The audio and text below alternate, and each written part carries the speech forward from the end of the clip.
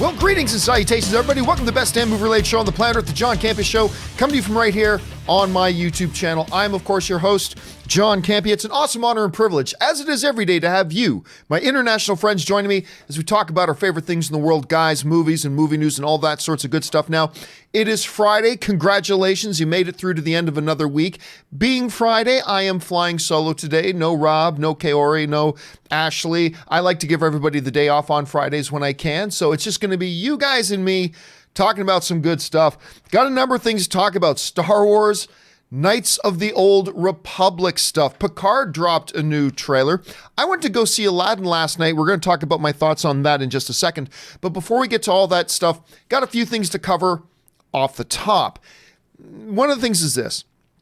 One of the more interesting dramas and things going on in the world of movies over the last number of years has been the whole adventure, let's say, of Indiana Jones. There's a new indie film coming. No, there's not. Yes, there is. Wait a minute. No, there's not. No, now Spielberg said there is. And then there was going to be a new movie coming out. And then there was going to be this and that. And then we found out recently it got delayed and they were going to rewrite the script. They're still saying they're going to do it. Harrison's going to be 76 years old by the time another one comes out. All that kind of stuff. But one of the other bits of drama flying around Indiana Jones over the last number of years, not really drama, but speculation, has been who's going to be the next Indiana Jones? You know, Harrison can't play the role forever. So who's going to be the next one?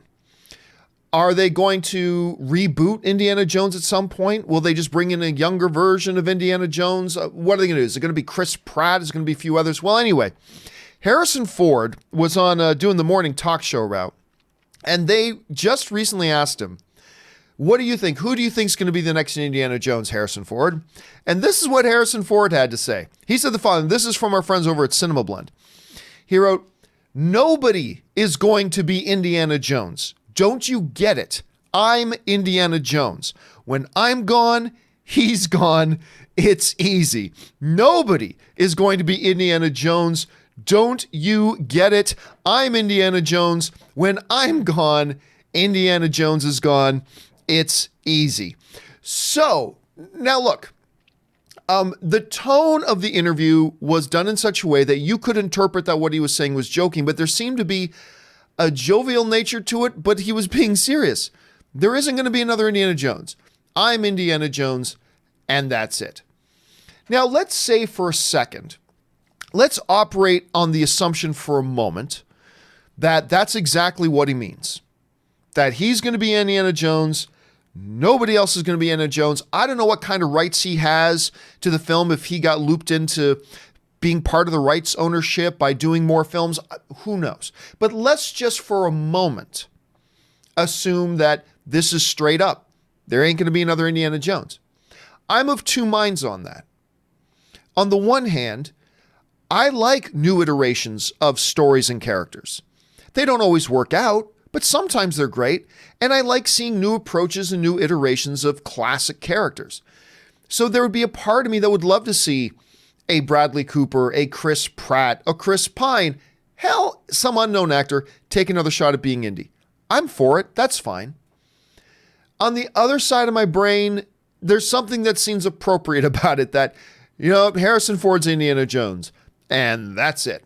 There shouldn't be another one. So I'm not really sure how I feel about that. So I guess I've got a couple of questions for you guys. Question number one. Do you think he's being dead serious? I think there's a good chance he is. But let's say he is being serious. Number two, do you like that idea? Or do you think, no, man, Indiana Jones is an iconic character. It should go on like James Bond. James Bond goes on. We get new iterations of it. I don't know how I feel about it right now. I want to know how you guys feel. Jump down to the comment section below and let me know your thoughts. All right, let's go up to another off-the-top topic here. You guys know recently there's been a bit of drama about Sonic the Hedgehog. Personally, I think it's been nonsense, but whatever. A bunch of people like to complain about the design and the look of Sonic the Hedgehog, and my whole feeling on it has been this, and I said this from the beginning. Does the Sonic the Hedgehog design look good?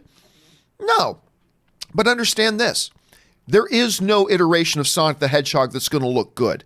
It's a ridiculous looking character that you're trying to bring into a live action environment.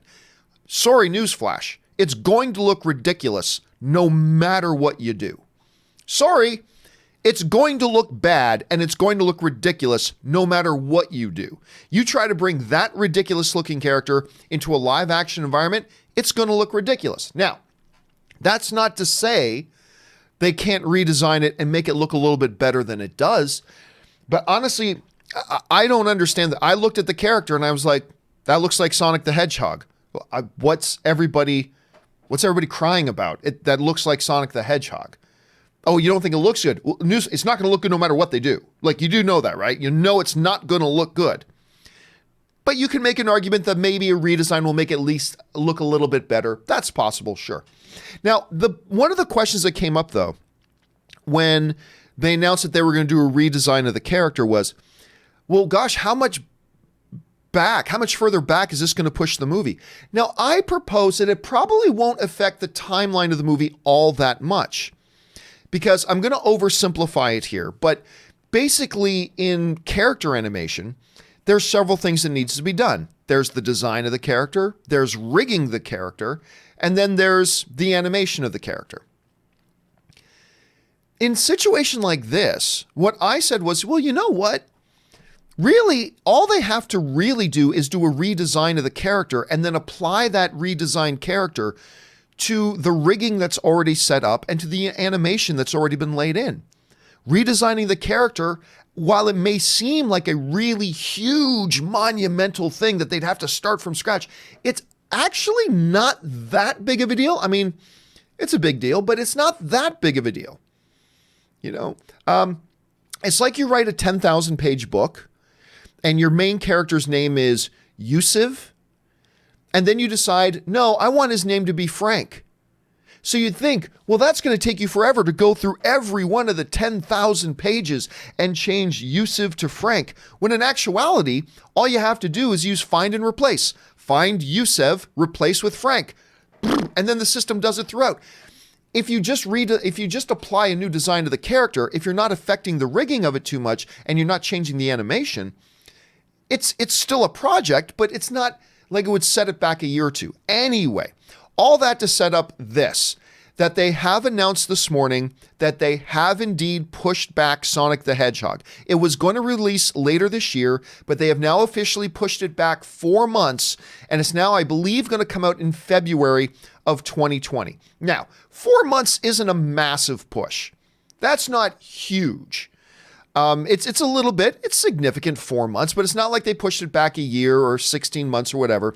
So that kind of falls in line with what I was thinking. I was thinking, yeah, it's going to be some work to apply redesign, but really a lot of the stuff is just going to be automated if you've already got your rigging and animation. So maybe a bit of a delay, not too awful much.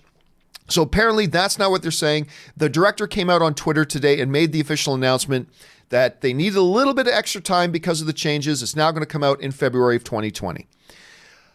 I'm just saying, when the redesign comes out, it's still not going to look great, but it'll probably look a little bit better. So anyway, we'll see if it was worth all the uproar that everybody seemed to have about it. What did you guys think? I mean, I know a lot of you guys feel very differently than I do, which is cool. We're allowed to have different opinions. A lot of you guys thought that, no, man, that Sonic looked awful and it could look really great. Okay. Do you think that? Do you think there's going to be a really big night and day difference? Maybe there will be. Do you think really it's going to be much ado about nothing? What do you think? Jump down in the comment section and let me know what you guys think about that. All right. Now let's move on to this next little bit of off the top here. You know, guys, Hellboy came into theaters not long ago. I was really rather kind of excited about it. I was kind of excited about Hellboy. I thought Harbour did a very good job in the role. I didn't think the movie was hot garbage, but it also wasn't very good, which is kind of unfortunate. Well, anyway, it is now done. It's official. Hellboy has now completed its theatrical run in 5 weeks. So it's done. It's out of theaters now. And it will go down in history as one of the biggest flops in the comic book movie genre history. The movie total worldwide made $39 million. $39 million, not opening weekend, not domestically, worldwide, made $39 million. Let's put that in context a little bit here. The very first Hellboy movie that came out forever ago made about $100 million worldwide. Not a big, massive box office hit, but a respectable little bit of money for kind of a little unknown comic book, indie character. $100 million. And I love Hellboy. I love that first one. Then they did Hellboy 2, The Golden Army. I didn't like it quite as much as the first one, but a lot of you guys actually preferred over the first one, and it improved. Still not massive, but made $160 million worldwide. I don't know if it even broke even, but at least you saw the money going up. People were getting interested in it. But I mean, the fact of the matter is, as much as we talk about those first two Hellboy movies, I mean, you just look at that. Worldwide, 100 million, worldwide, 160 million. This was never a big box office, monster.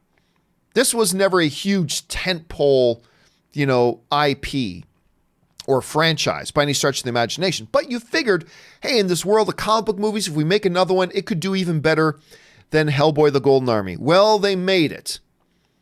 And it made $39 million worldwide, tanking horribly. The movie cost $50 million to make. When you take that 39 and you minus about 13 million off for theaters take, you're left with the movie really taking in 26 million bucks.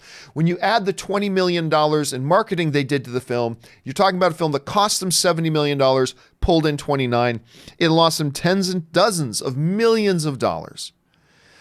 Not good, especially in an era where everybody thinks you can just put out any comic book movie and it's going to be a huge triumph. Now, personally, I think this movie deserved better than that.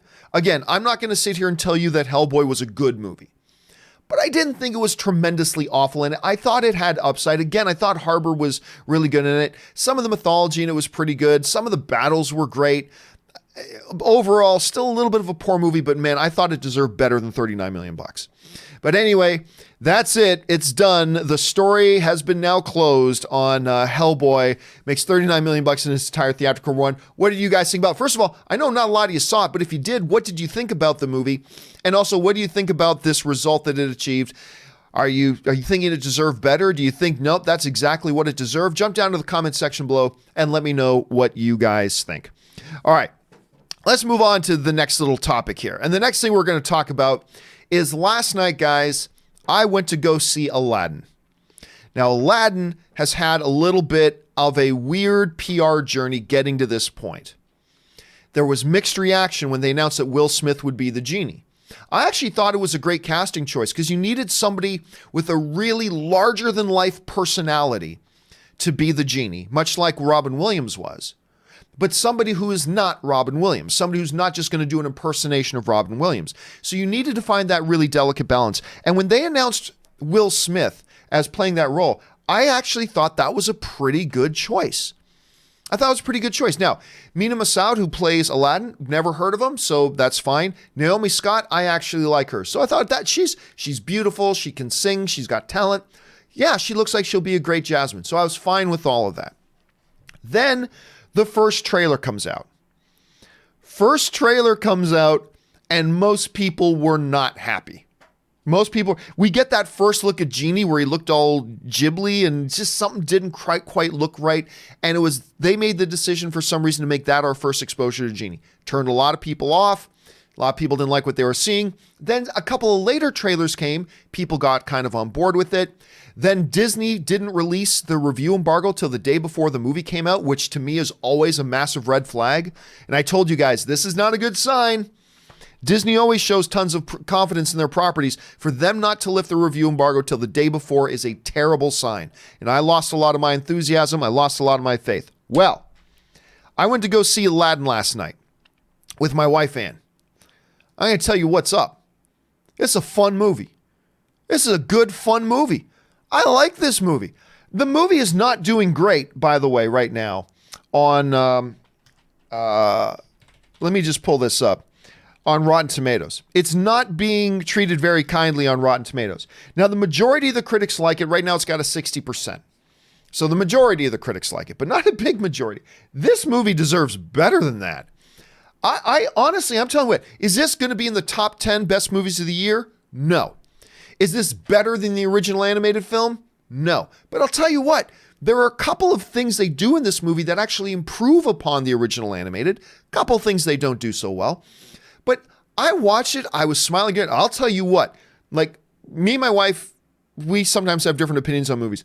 My wife was smiling and grinning and singing along, and we walked to the theater last night. And on the entire 15-minute walk back, she was dancing and singing the songs or whatever. She was just happy as a pig in mud. I'm telling you what, she was just totally loved it. The audience I was with, they loved it.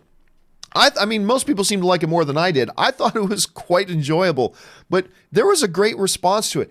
Will Smith as Genie, fantastic. Fantastic. And I'll tell you what, he was the best part of the movie. Will Smith was the best part of the movie. And I know for a lot of people going in, Will Smith might have been the biggest question mark going into the movie. He was actually the best part. He was fabulous in it. And I'll tell you what I really appreciated. While he never tried to be Robin Williams, there were a few very recognizable moments in the movie where he very much paid tribute to Robin Williams by doing something that Robin did that was very much a Robin thing, right? I don't want to give anything away, but just very subtly through the movie, once in a while, as a tribute to Robin Williams, he would do something as Genie that I thought was very classy, very heartwarming, and I enjoyed that a lot. And then all the nuances and the different dimensions to the character that Will Smith brought, I thought really crushed it. I really did. This movie was always firing on all cylinders when Genie was in the film. When he's not, it's sometimes sputtered, but there you have it. Let me talk about Naomi Scott for a second. I've always liked Naomi Scott. My respect level for her has gone to a new level. I thought she was tremendous in this film, and oh my God, can this girl sing? Can this girl sing? So not only did she embody the beauty of a Princess Jasmine, she performed the role incredibly well, and man, can she belt it out. She can really belt it out. Amina Massoud, who I knew nothing about. I liked him as Aladdin, I did. Now, I'm going to tell you one of the biggest problems with the movie, though, that comes from Amina Massoud, and here's where it is. I thought he was a very good Aladdin. I really did. Where sometimes they ran into problems, though, was particularly in the area of singing. Amina Massoud's a good little singer, but he is not a singer. You know what I mean? So when they would have scenes that he would sing and Naomi Scott would sing, the huge chasm of talent difference between the two of them when it comes to singing became very apparent. So like, for instance, when Amina Massoud would sing a number, it would be, okay, yeah, this is fine. This is good. He's an actor singing a number. Not bad. Not bad. But then they get to the number of A Whole New World, which, by the way, is really good in the movie. It's really good. I enjoyed it a lot. But now you have Amina Massoud singing, and then Naomi Scott comes in and starts singing along with them, and you're like, oh, now all of a sudden this kid doesn't look like that good of a singer, because there is such a talent gap between him and Naomi Scott when it comes to singing that really stood out. Still, the number was very charming and wonderful and all that kind of stuff. And I'll tell you what else. A lot of people were concerned going into the movie because they didn't think Jafar was going to work out well. I liked their Jafar. I did. Marwan Kenzari played Jafar. And I'll tell you what, like Anne, my wife, again, she goes, oh, I hated that guy. I mean, but that's exactly the response. He got her to hate him. Like, there was a smoothness to him. Like, they didn't go the animated route where Jafar was, oh, you just look at the picture and you can tell that's the villain. Because he looks like everything that a villain would look like, right? They played it a little bit more subtly with him, and I liked it. Even people who like this new Aladdin some of them are criticizing the way he played Jafar. Total respect for that, whatever. I just know that I watched him and I thought within the context of this iteration, I thought he worked. Did I think he was the greatest thing ever? No. Is he the next Darth Vader? No. But I thought he kind of worked. This is a movie that could have been shorter. It clocked in a little over 2 hours. I felt they could have tightened it up by about 10 or 15 minutes. But I'll tell you what else. The song numbers, wonderful. The dance numbers made me want to move in my seat. I don't know. Someone's going to make an animated thing of that now. Anyway, I shouldn't have done that. But the dance numbers were contagious. Like I'll tell you again, I got to go back to this. We walked out of the theater and Anne was just dancing like the whole time back, singing the songs and dancing. She just had such a wonderful time with it. It's great. Now listen, if you haven't seen Aladdin yet, take everything I'm saying with a grain of salt. There are a bunch of critics who don't like it. Again, the majority of the critics seem to like it. Nice, but not a big majority. There are a number of critics who don't seem to like it. It's not a perfect movie. Again, not a movie that's going to end up in my top 10 or top 15 movies of the year or anything like that. But it was a really enjoyable fairy tale movie brought to life in a live action environment with really good music numbers and dance numbers. Will Smith crushes it as Genie. And all I'm left saying is, best movie of the year material? No. A really enjoyable time at the movies? Yeah, absolutely for me. For me, absolutely an enjoyable time at the movies. I think it could have been more. I think maybe Disney could have done a little bit more with it, but the end product was simply really enjoyable. And that's the word I'm going to come away with this is enjoyable. It's just, I had a really good time with it. What did you guys think? If some of you had a chance to see Aladdin so far, what did you think? Did you like it more than me? Did you like it a little bit less than me? What do you think? Jump down in the comment section below and let me know your thoughts. All right, guys, we got some time left here, so we're going to take some of the topics and main questions that you guys sent in. How do we select our main topics and questions here on the John Campea Show? Well, it's really rather simple. You see, you guys pick them by going to www.thejohncampeashow.com/contact and using the form to fill in your topic or question. Do that, hit submit, and maybe, just maybe, you might see your topic or question featured here on the John Campea Show. With that down, let's go on to the first sent-in topic today. And the first sent-in topic today comes to us from one of our Patreon supporters, Joe Garvey. Thank you for being a Patreon supporter, Joe. So they just released the Star Trek Picard trailer today. I thought it looked good, and I'm excited for the show. Seems to me like they are going the Luke Skywalker, The Last Jedi route and making Picard someone who has lost faith in Starfleet and abandoning it. What are your thoughts? All right. Thanks a lot for the question there, Joe, and thanks again for being a Patreon supporter. And by the way, speaking of my Patreon supporters, just to my Patreon supporters, don't forget it's Friday. That means today, the new episode of Best of the Week podcast, that's just for our Patreon supporters. That's coming out a little bit later today. Keep your eyes open for that, guys. Okay, so we finish yesterday's episode of the John Campea Show. Me, Rob, and Corey were here, and we finished it up. And a bunch of people had messaged saying, hey, the Picard trailer dropped. It's like, really? That show's not coming out for a while. There's a trailer already? Turns out it was just a little teaser. So Rob and I fired it up to watch it. Now, Rob is a bigger Star Trek fan than I am, but I really like most of the new Star Trek stuff. Rob completely hates all the new Star Trek stuff.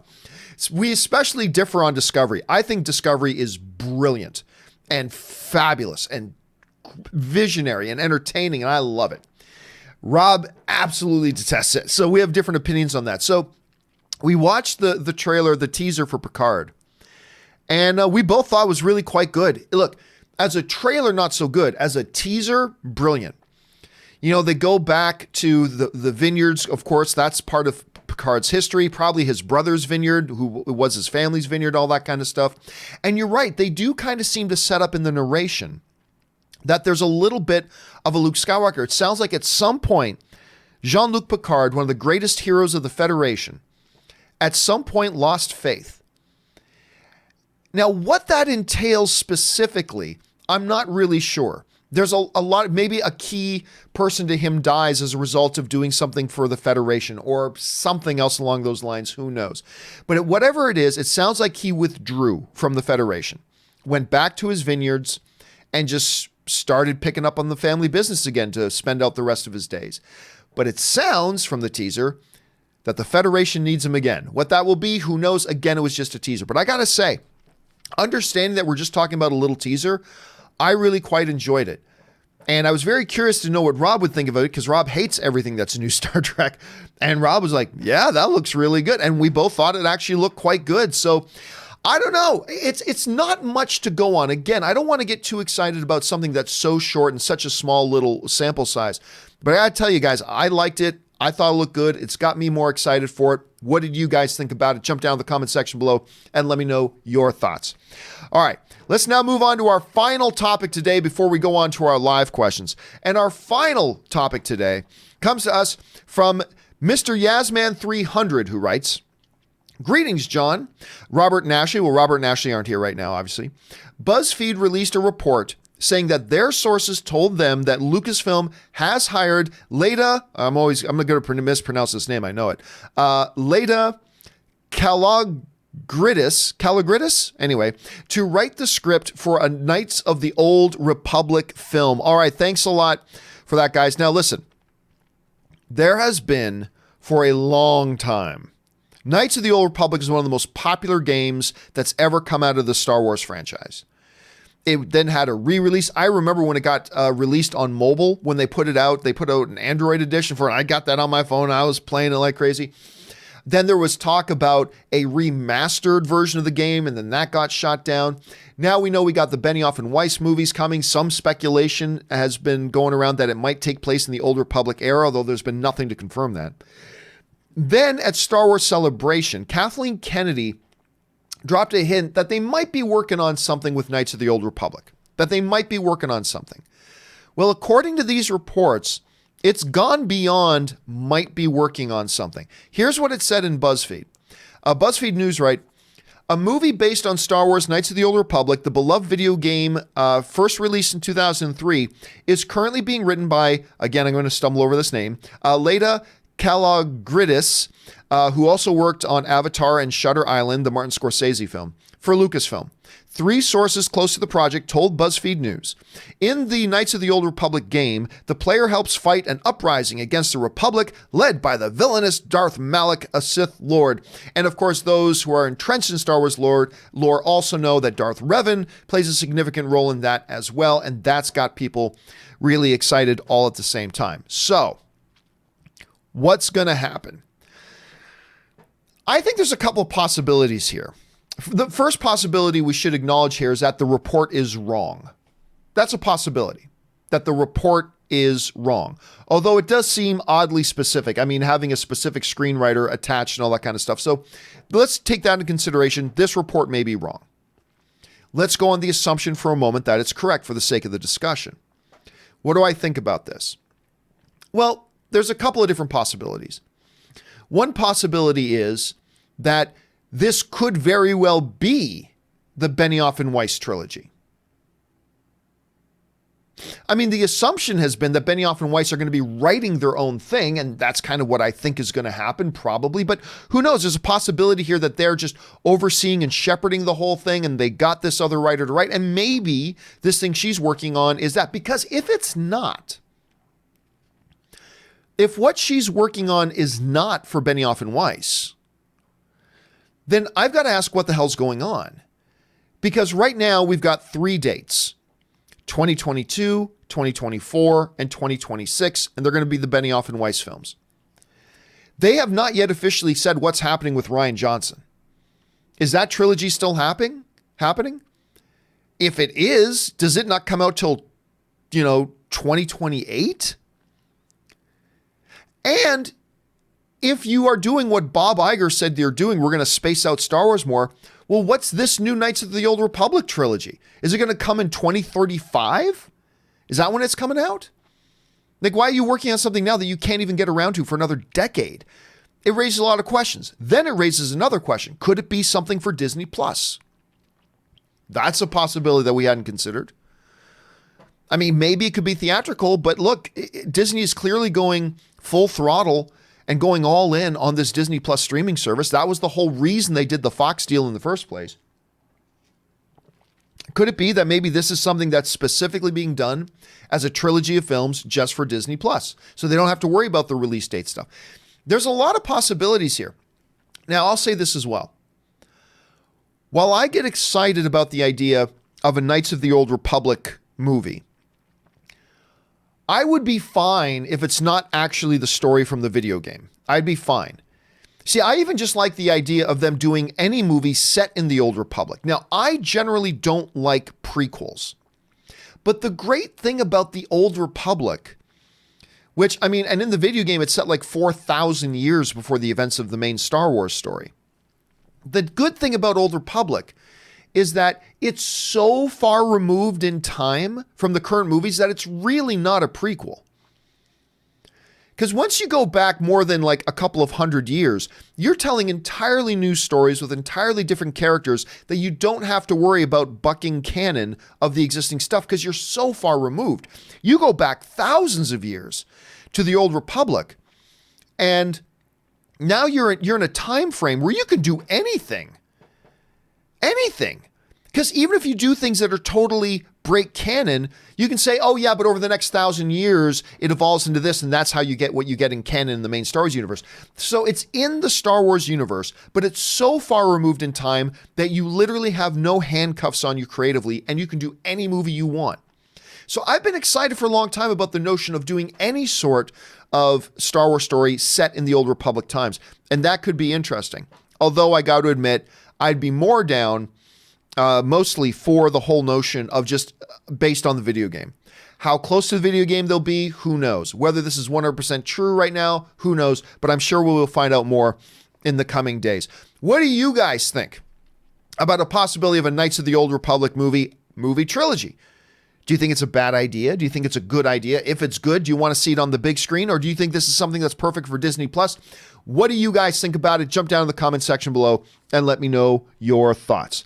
Okay, guys, with all that down and out of the way, it's time for us to go over to our live questions. You guys have been firing in a bunch of live questions, so let's go over and hop to it right now. And we're going to get things started here with Ray Tracy, who writes, one popular criticism of Game of Thrones finale is how emotional women like Dany were portrayed, and that the show was written by all men. That's a preposterous criticism.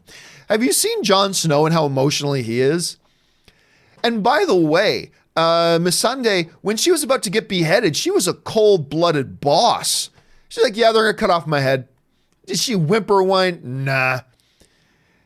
I mean, I don't, some of the most overly emotional characters in that show have been men. Yes, they showed some women being that way too, because that's life. Some men are like that. Some women are like that. I think it's a ridiculous criticism. I really do. It's a stupid criticism. If there was something more practical there that actually made a point, I'd buy into it, but there's not. So I reject it. Hardcore Curtsy writes, if the 1992 Aladdin and the 2019 Aladdin one teamed up to make a diaper commercial, this new version would be the reason the baby needs to be changed.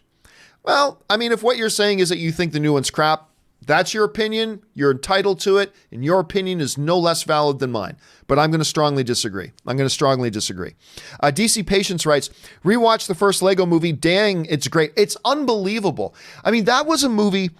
The Lego movie is really the proof of concept that you can make a movie about anything. You can make a movie about anything. If you execute well, you can make an engaging, entertaining movie on almost any premise. Legos are square plastic building blocks. How the F do you make a movie based on that? It's a stupid notion. And yet they did it and made one of the, most purely enjoyable films of the past 10 years. I love that movie so much. Lego Movie 2, not so much. But that first Lego movie is so good, and I just smile every time I come across it. All right. Jacob Silvers writes, I liked Aladdin, but the actor who plays Jafar was terrible. I disagree. I actually thought he was quite good. And I know there are a number, you're not alone, Jacob. I know there are a number of people who weren't happy with it, but I didn't want the animated, Mwahaha, I am Jafar, Mwahaha. That's great in animation. I didn't think that would have played well live action. And I liked the incarnation we got. I really did. I really did. Oscar material? No. Could anybody have played it better? Sure. But I actually quite like the job he did.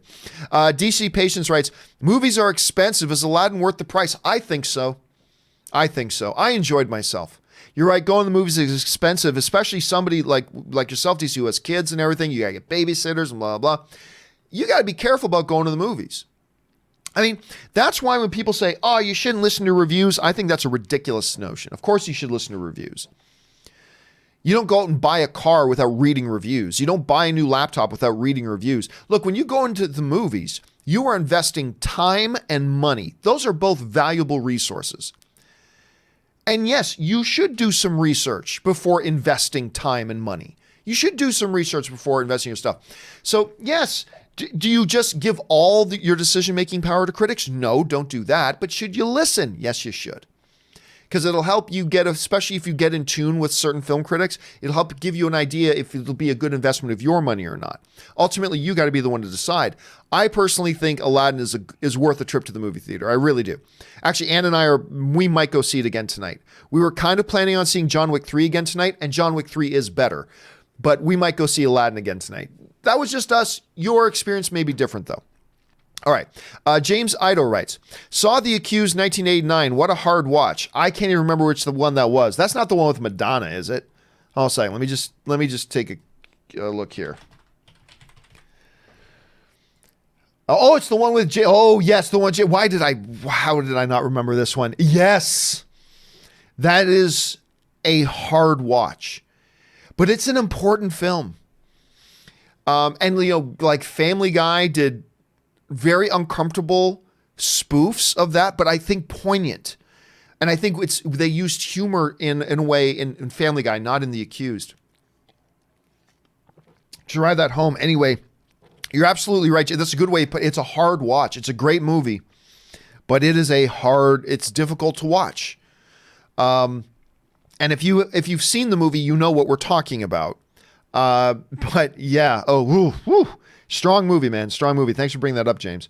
All right. The Canon writes, my super chat yesterday about brand recognition was not in reference to the Spider-Man poster. It was just in reference to the movies that are being greenlit. Well, that's not necessarily true, Canon. If I'm remembering your super chat from yesterday correctly, and I might not be, because a lot come across the screen.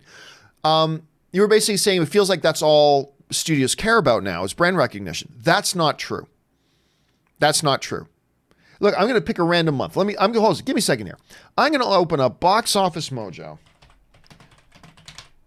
Okay, I'm going to pick a random month here. What are we going to look at? I don't know. Let's pick a month. October. Okay. What's coming out in October? Okay. Gemini Man, no brand recognition there. Woman in the Window, no brand recognition there.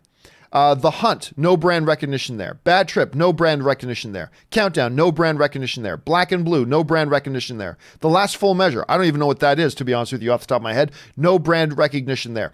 Now, we do also have in October, Addams Family and Joker. We got those coming too. I just pulled up a random month, and I'm just running down this thing and no thing. Also, don't forget Jojo Rabbit, no brand recognition there. That's coming out. The Aeronauts. Actually, that's an Amazon thing. The Current War, no brand recognition there. That's coming out in October now. Pain and Glory, no brand recognition there. So there it is. I just picked a random month, started reading through all the films that are coming out that month. I see two that have some brand recognition. Or legitimate brand recognition. Joker and the Addams Family. There you go, two. Out of all the ones I just listed. So I know sometimes it can feel that way. Like it's the fly on the wedding cake syndrome, right? Like if there's a fly in a wedding cake and you say, what do you see? You'd say, I see a fly. Okay, yeah, but there's also a big, massive thing of a wedding cake. Yes, there's a fly on there, and that's what gets your attention. So I get the feeling of that. It kind of goes back, Canon, to the argument when people say Hollywood doesn't make original films anymore. And I have to go back and factually point out, actually, more original films get made today than any other time in Hollywood history. It's just not the ones that you recognize, and therefore those aren't the ones that are in the forefront of your mind. The ones in the forefront of your mind that you recognize are sequels and adaptations and stuff like that. Sure, and that's understandable. I get that. But you also got to understand that a hell of a lot of good original film is being made at the same time. It's just that people aren't talking about it or don't think about it. So anyway, that's just my thought on that. Okay, let's move on here. Murray Reich writes, where are we at here? There we are. Murray Reich writes, someone posted on the Facebook group an article of a theater in Switzerland. I saw this. For those of you who don't know, he's talking about the Facebook group. The Patreons, our Patreon supporters, we have a private Facebook group that everybody's in. I love that Facebook group. People post the best stuff. Anyway, posted an article of a theater in Switzerland that has opened a VIP bedroom. Each cubicle comes with 2 beds and with a pillow cover. You know what? Let's not just talk about it. Let me see if I can open it up here because I got to bring this picture out. Because I just remember thinking, damn, I'd be going to this movie theater every day because it just looks so damn comfy. Let me see if I can find it here. Dun, dun, dun, dun, dun. Oh, now I can't. The problem here's part of the problem. The Facebook group is so active. Oh, here we go. All right. The Facebook group is so active that a lot of stuff gets posted. Let me bring this up because I think this looks awesome. Look at that. Look at that. Let me see if I can get that even more zoomed in here so you can get a good look at what's going on. Well, first we'll start with this. I mean, just look at that. The beds have a little table on each side of it and some kind of remote controls and speakers in the headboards of the bed. You got blankets and pillows, an adjustable tilt on it, all that kind of stuff. Here's a kind of look at the broader thing of the theater. I'll tell you what, I look at this and it's just a dream for me. I think that looks the ultimate epitome of comfort as you go to the movies. I think this looks baller. I think that looks absolutely baller. I would pay $20 to go to see a movie there. And you know what? It reminds me a little bit of, I was talking to you guys recently. I just went to an iPic theater for the first time in my life. They have one in Pasadena. I've never been.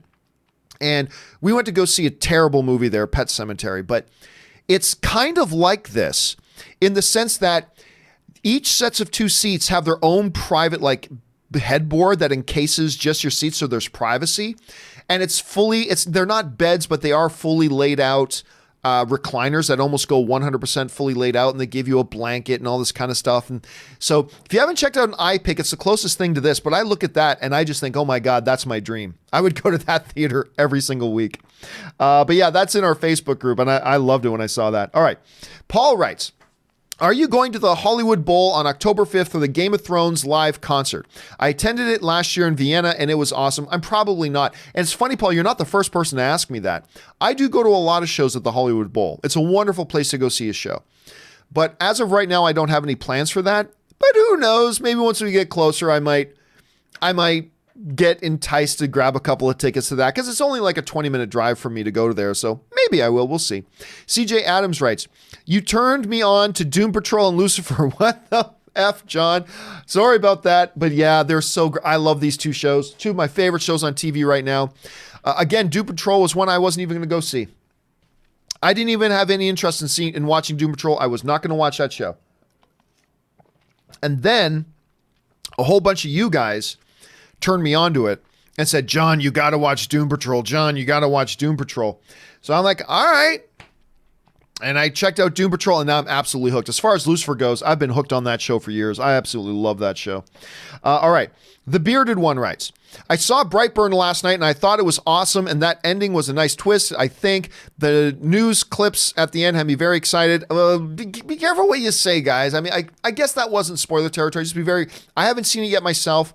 I was going to do a double feature of Aladdin and Brightburn last night, but I had to get home. So I did. I'm going to try to sneak out and see it this afternoon if I can. And fingers crossed. Fingers crossed. All right. Christopher Benson writes, I'd love to see a documentary about Pisces, the Canadian-born breakdancing phenom that moved to LA and began a new life as a movie pundit. Yep. Actually, what he's referring to is I actually used to be a breakdancer in something called the Zodiac Crew. And we each had different names of our zodiac signs, and mine was Pisces. I wish I could tell you I was joking, but I'm not. Let's see. Diego Mendez writes, a friend told me, objectively, this is the worst Game of Thrones season. I had to tell him in the Han Solo episode 7 voice, that's not how art works. Yeah, I still... You should never just discount anybody, but I have to admit, as soon as somebody tries to bring up the term objective when it comes to evaluating a movie, I just kind of tune them out because I'm like, okay, so I get it. You're somebody who doesn't understand or grasp the most basic fundamental thing about movies, that they're all subjective, or film or art or whatever. And if you don't understand that, then there's really no point in me trying to have a discussion with you. So pardon me while I just tune you out. I don't like to do that to people, but as soon as they start throwing around words like this, like, oh, okay, so you don't understand art at all. So there's no point in me trying to engage you on this since you have no sense of it. So I just kind of tune them out. But that's not how that works. Anyway, Roll Out the Reels writes, saw Aladdin last night. That one take of Arabian Nights scene with Will Smith was awesome and the most creative thing about the movie. I really like the Arabian Nights stuff as well. You know, Will Smith is a dynamic entertainer. Not the strongest singer. You know, if anything, but I still loved his numbers. All the personality he brought to it was great. Made me appreciate just how good of a singer Robin Williams was. But yeah, that scene was really, really good. I enjoyed that a lot. Roll out the reels. All right, Harris writes, it's amazing what today's VFX can do. That friend like me part in Aladdin had me smiling and laughing. My favorite Disney live action remake so far. I'll tell you what, they showed us. I was getting very skeptical about Aladdin. And then I went to CinemaCon and they showed us the full Never Had a Friend Like Me segment. And we all looked at each other like, that was actually great. That was a wonderful scene. That was a wonderful scene. And just colorful and bombastic. And it just, it was just such a rush. It was a great experience watching it and probably my favorite part of the movie. It was probably my favorite. And that was probably the one part of the movie I was most afraid of. I was most nervous about that one part. Let's see here. Kyle B writes, The Walking Dead is more than just a show in my family. Ever since season 1, me and my mom have watched it every week. I'm now moved out, but still, let me see if I can find out where you picked that up. There we go. But still go over every Sunday to watch. That's awesome, man. It's a way to bond with my mom. Do you have a show that became more than just a show? Well, I mean, for me, Kyle, it's really more a movie. It's Star Wars. And now every year I go back home to Canada and take my mom to go see every new Star Wars movie. So there's that. As far as TV shows go, I mean, there's always been shows where viewing parties I remember when Battlestar Galactica was out, me and some friends always got together every week to watch the new Battlestar Galactica. So there have been shows like that, absolutely. But for me, again, it's really, I mean, that's a wonderful story that you and your mom bond over that. That's great. But for me, it's a movie series. It's Star Wars. I can't really think of a TV series that I ever, like with my family, made a point that every week we have to watch this together. I can't think of one myself. It's always more of a movies thing, but that's a great story, Kyle. Thank you for sharing that, man. All right. Duroc Media writes, super chat to say nice things. You rock. Well, thank you so much, Duroc. I always say it's so nice when somebody just wants to send in something just for the purpose of saying something nice. Thank you, man. That always makes my day. I appreciate that, man. All right. Ben Davis writes, hey, John, hope you're doing well today. I am doing well today. It's a Friday, dudes. It's always good when it's a Friday. So my wife and I started watching Lucifer based off your recommendation. She's now on season 4. I'm still on season 1, episode 2. I think she's a fan. Dude, I'm telling you what. I love this show so much that when season 4 came out on Netflix, it just recently came out. I've already watched it through entirely twice. I never go back and rewatch seasons, or at least very rarely do I go back and rewatch seasons. I mean, I watched a lot of reruns of Office and Parks and Rec and stuff like that, but that's different. Just following the story of entire seasons, I don't often go back and rewatch them. I have already watched Lucifer season 4 twice through. So I'm glad your wife is enjoying it. I hope you're enjoying it. But man, I really hope Netflix picks it up for season 5. Especially the way this season ended, I really want season 5. Anyway, thanks for sharing that, Ben. I appreciate that. All right. Give Luigi a ring writes, have you seen the Charlie Hunnam / Wolverine rumors? Yeah, I don't believe them. Haven't seen Sons of Anarchy, but I hope his accent skills improve since Green Street. Well, first of all, he was great in Sons of Anarchy. Sons of Anarchy is probably my number 2 all-time favorite television show. And Charlie Hunnam as Jax is a very significant reason why. One of the big significant reasons why. Ron Perlman is fantastic, a terrific supporting cast. It's just an awesome from top to Gemma and Tiggy and just the array of characters and stories. It's just freaking wonderful. I loved him in that. Now, I haven't been tremendously impressed with Charlie Hunnam really in anything since, but he's got it. It's there. He's got the ability to do it. If they were to announce Charlie Hunnam as Wolverine tomorrow, I'd be down. I'd be down with that. That's fine. He's a good actor. I'd be fine with it. Not my first, probably not even my top 20 of choices, but if they did pick them, I'd be cool with it. But I gotta say, I don't believe the rumor myself. So anyway, Give Luigi a Ring follows up and says, also, thank you for getting me through the day. No problem. And thank you for being here and being a part of the community as we all talk about our favorite stuff together, man. I appreciate that. And I hope you have a great day, Luigi. All right. Alvin Elmore writes, has there been any talks of remaking the 1927 classic Metropolis? Many. I would love to see that world using today's CG technology. Yeah, I remember back in my movie blog days covering rumblings that they were going to try to remake Metropolis. I remember back in my AMC days, I remember me and Schnepp talking about that. It came up again that there was rumblings that they may be remaking Metropolis. Look, for all I know, they might even be in production on one. I'm not sure. I haven't heard anything in a long time. But yes, there has always been rumblings and talk about it. And can that work with an audience today? You're absolutely right, Alvin. It would benefit greatly from modern CGI. Is it a story that the audience would get behind today? Who knows? What kind of budget would it have? Who knows? But there's always been talk about remaking it, but I don't know off the top of my head right now of anything concrete at the moment. If that changes, I'll let you know. All right, Murray Reich writes, so John, when you watched Aladdin, did they playing the Terminator I'm Going Hunting song?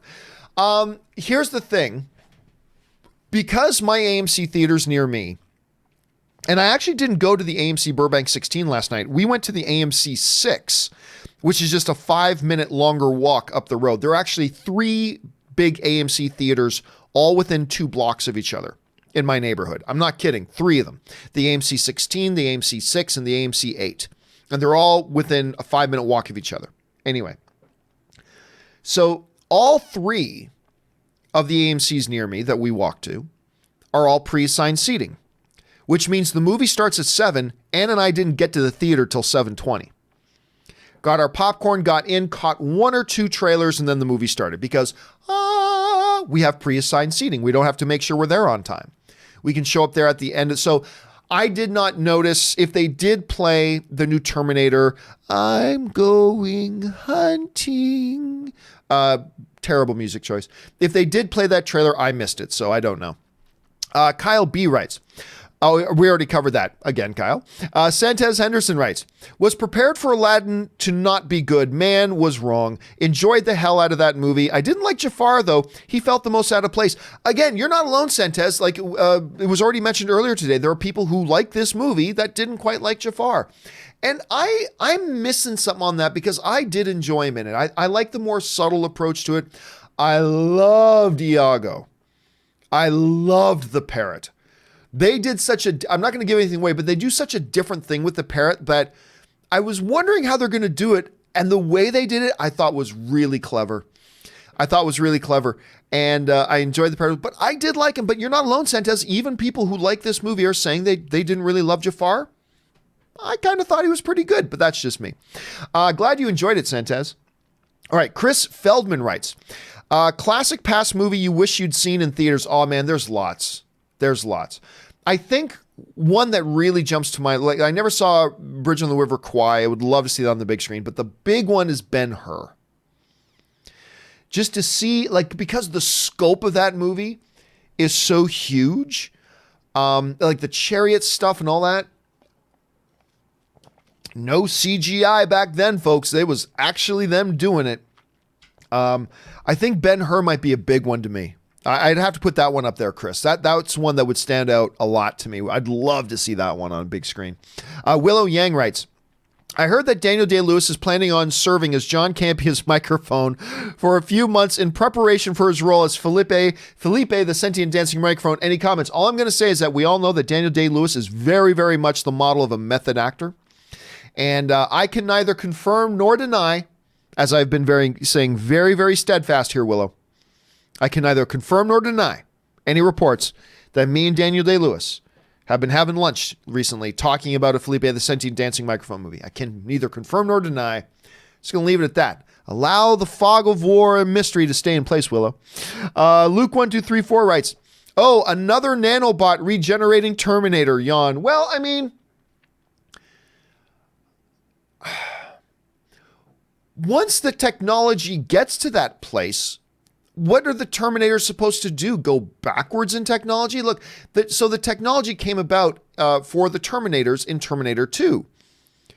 Would their technology go backwards? Now, I'll admit, I'm not big on it either, but it does make logical sense.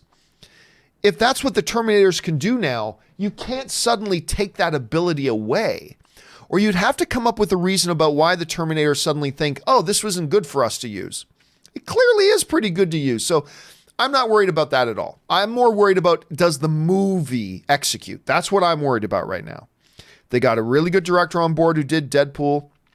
James Cameron doesn't have a lot of involvement in this. He's making his Avatar movies. But I'm maintaining a sense of hope. But I'm going hunting and then cry in a bathtub.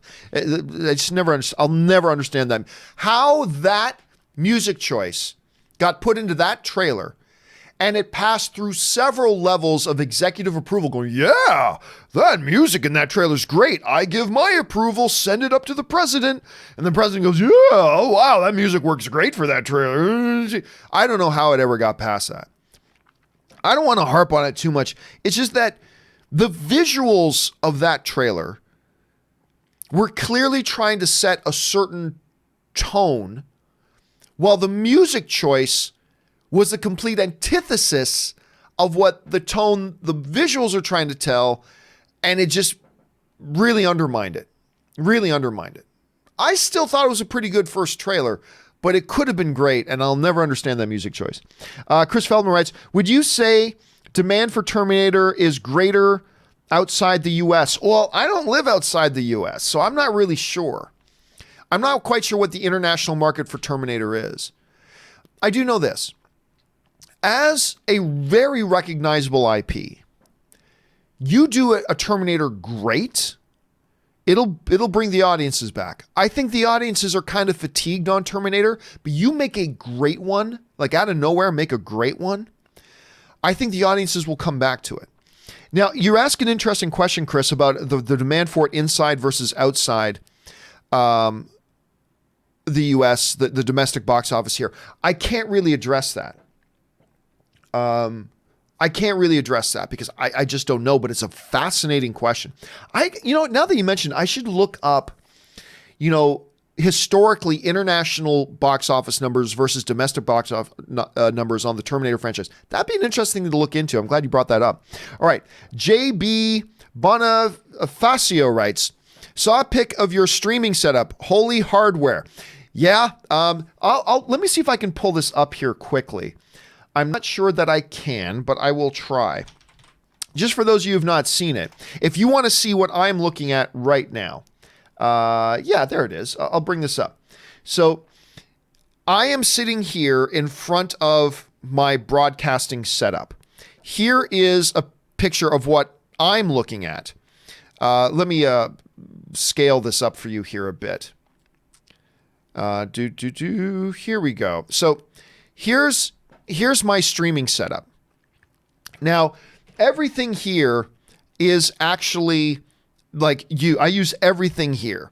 Like on the far left, I'm going to do, by the way, guys, I am going to shoot a behind the scenes video. I'm going to get fact checker Jonathan on it. We're going to shoot a little bit documentary style, make it about 10 minutes long. I'm going to do a full walkthrough of everything that I have, because even in this picture, you don't see everything I have. But I'm going to do a walkthrough at some point of how I pull off what I do by myself. I'm going to show you exactly what I do. But just to let you know what we're seeing here, starting on the far left, down on the desk beside that little white remote control. That remote control is for my air conditioner in my studio, because sometimes it gets hot in here. That is my audio interface. Starting off with, that is the Rodecaster. That is a fabulous piece of gear. I just got that recently, so that's my audio thing. Right above it, you see the laptop, my MacBook on the stand there. That is where, when I'm doing a live stream, that's where I actually have the YouTube page open so I can see what it is the audience is seeing. So I can monitor and see, not just on my own monitors, but I can see on a separate computer exactly what the audience is seeing and hearing. So that's important. So I've got that there. Now, in between the laptop and my main center monitor, down on the desk, you see that that interface, that keyboard-looking interface thing with all the different colors on it. That is called an X-Keys controller. That is what I control my video switching with, is with that. Then, of course, my main center monitor, that is my switching software. That's Wirecast that I use with all of my graphics, all of my video shots, all of my audio shots, and all that kind of stuff. And, of course, I use the X Keys controller to control it. Then I got my keyboard and mouse. The big monitor on the right is where I keep all of my information. When I want to look up box office information or IMDb information or look up other things, I use that big monitor for that. And then the small monitor on the bottom there underneath the other monitor, that is where I keep my super chat windows open, but I also keep my assets windows open. So when I need to grab assets, be they graphics or whatever, to just randomly pull into the show, that's where I grab them from. Now, there's a lot of other stuff in here. Like, you don't see my lighting setup. You don't see my camera setup. You don't see where I have Rob sit. You don't see where I have Ashley sit. So there's a lot of other stuff in that graphic. But that's a little bit of a walkthrough. And it's taken me... this whole setup has been built slowly over and being added to over the last couple of years. So, but again, I'll do a full walkthrough video on how I do everything that I do by myself. Because you see some other shows like mine, but they will, when they try to do them live, they have to have like tech people that are just dedicated to running it. I am running the cameras, the graphics, the switching, the streaming, and trying to host the show all by myself. And the technology I've been able to amass and the gear I've been able to amass helps me do that. And again, I'll make a video that does just a strict walkthrough on all that and show you guys how I do it. Okay. Jesse Lopez writes, do you think one solution Warner Brothers could do in regards to the drama with the Flash movie is writing Ezra Miller off and bringing in Wally West as the Flash? No. Why would you do that? Barry Allen is the more popular Flash. Just get rid of Ezra Miller. I mean, hell, if you can swap out Ben Affleck as Batman, you can swap out Ezra Miller. It's a much easier thing to do. Look, the movies are not there to serve the actors. The actors are there to serve the movies. And the characters are not there to serve the actors. The actors are there to serve the characters. The character of Barry Allen, that's who your Flash should be, in my opinion. So, no, you don't change everything you're doing just because it doesn't work out with one actor. Switch the actor out. He was, other than a small cameo, he was in one movie. Other than small cameos, he was in one movie. Switch him out, get somebody else. That's the way I would approach it. Or just don't do a Flash at all. But no, I wouldn't do Flash with Wally West personally. Jonathan Teft writes, one of two. Aladdin was way more entertaining than I expected. I agree. This is the kind of live action remake I want Disney to be making. One that tells the original story, but with a new style that makes it its own. The only real issue I had were problems with the CGI and the pace of the story in the beginning. Jafar is probably the weakest performance. Again, another person who likes the movie that didn't like Jafar. Jafar is probably the weakest performance, but he didn't do bad and doesn't bring the whole movie down. First of all, Jonathan, I think your assessment is bang on the money in the sense that this iteration really does a good job of honoring the spirit of the original, but adding its own identity to it as well. And again, a lot of that comes down to Will Smith. And not just Will Smith himself, but the way they wrote that character and the things they had that character do. And they even I won't give anything away, they even gave the genie his own little side story, which those of you who've seen the movie know exactly what I'm talking about. Those of you who haven't, wait till you see the movie. That I thought really worked and was very cute and very clever. And honestly, it's sitting at 60%. I'm telling you right now, this is not a 90% movie, don't get me wrong. But this is a movie that deserves higher than that. I would have thought if I didn't hear anything else and I just saw this movie and then I walked out not knowing anything else that's going on, and somebody asked me, where do you think this is going to end up on Rotten Tomatoes? I probably would have guessed mid-70s.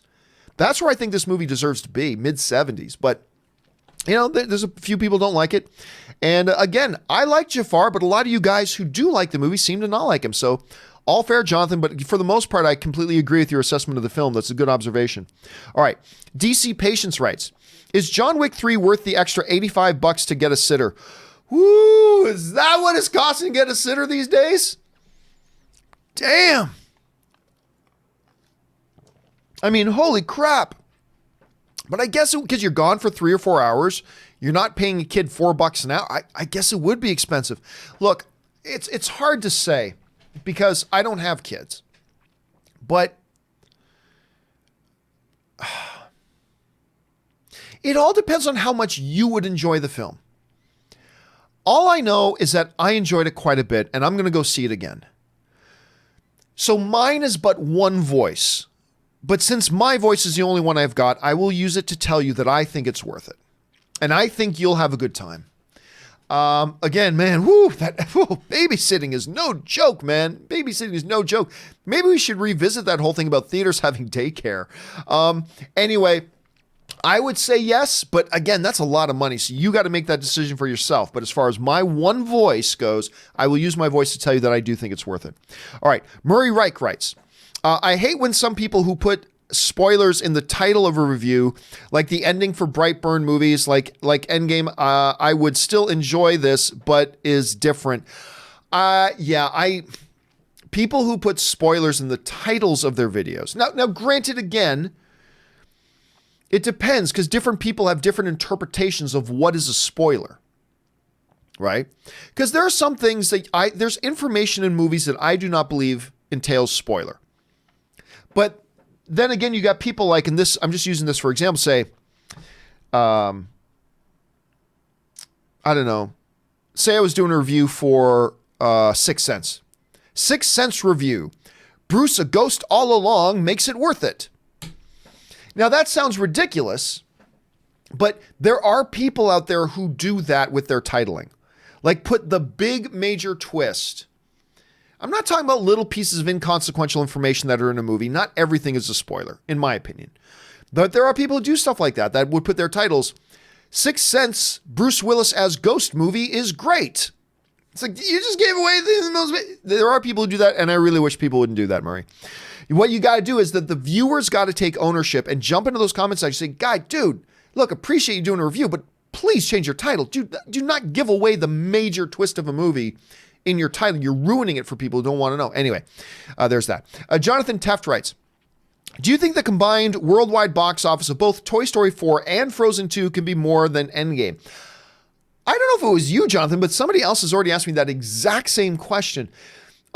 Considering that Endgame is probably going to end up at 2.8 billion, I think that's where it's going to end up, at 2.8. So I think it's just barely going to cross that finish line and beat Avatar, barely.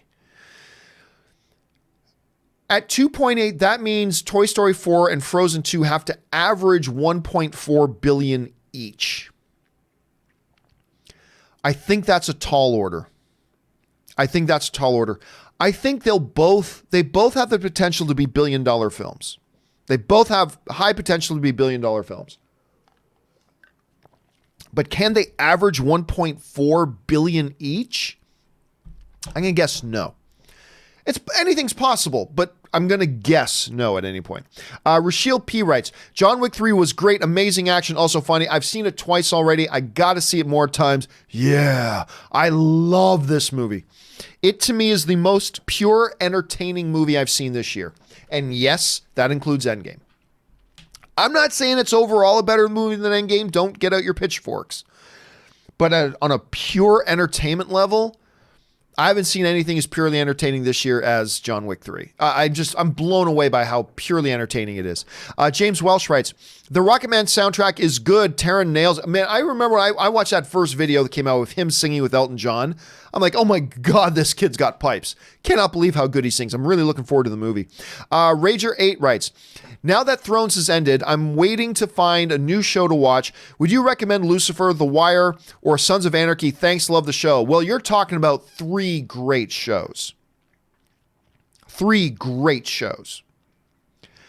The Wire, I don't consider this, but there are a lot of people, there are a lot of television fans out there that consider The Wire not just to be a great show, but there are a lot of people out there, like television fans, who believe The Wire is the greatest show ever made.